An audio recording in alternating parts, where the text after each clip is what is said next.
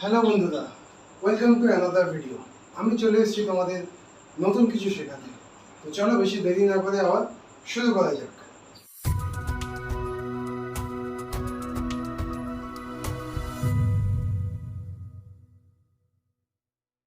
আজ মূলত যে দুটো স্টেপ তোমাদের শেখাবো খুবই সোজা, তোমরাও চেষ্টা করলে অবশ্যই পারবে। তো চলো শুরু করা যাক। প্রথম স্টেপ 1 2 3 4 5 6 7 8। মূলত এখানে পা এবং হাতের কমিউনিকেশন।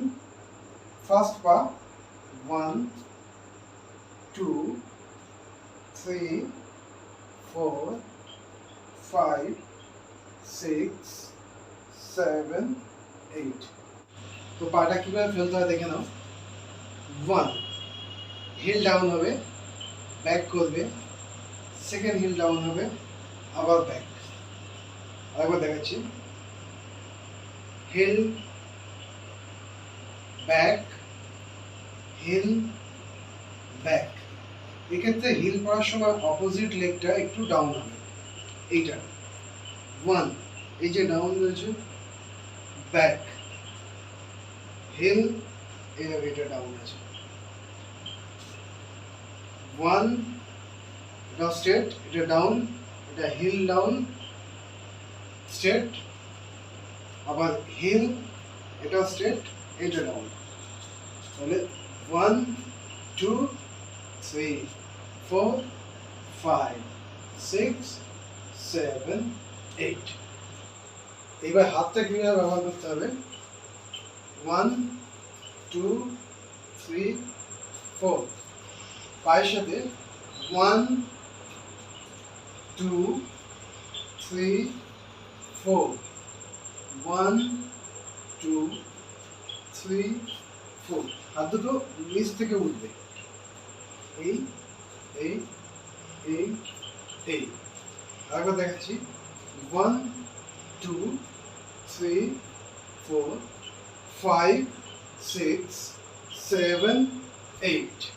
এবার দেখাবো দ্বিতীয় স্টেপ, যার পাটা একই রকম ভাবেই পড়বে, একটু আলাদা এবং হাতটা একটু আলাদা। সেটা ছিল এটা 1 2 3 4। পাটা ঠিক সেম পড়বে,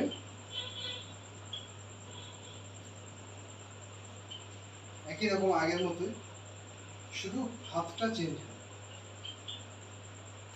স্টেপটার ক্ষেত্রে একটু ব্যতিক্রম আছে, ডান পাটার সাথে ডান হাতে ডাউন হয় এবং উল্টো দিকের ক্ষেত্রে একটু ব্যতিক্রম, বাঁ পার ক্ষেত্রে বাঁ হাতটা উপর দিকে উঠে আসে।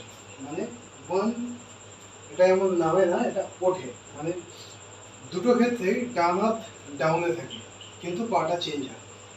1 2 3 4 5 6 7 8। আরেকবার দেখাচ্ছি, এই স্টেপটার ক্ষেত্রে পা চেঞ্জ হলেও ডান হাতটাই ডাউন হতে থাকে, অপোজিটে কিন্তু বাঁ হাত ডাউন হয় না, বাঁ হাত আপ হয়। ডান হাত ডাউন, বাঁ হাত আপ, ডান হাত ডাউন, বাঁ হাত আপ। স্টেপটা আরো একবার দেখাচ্ছি কিভাবে করতে হয়।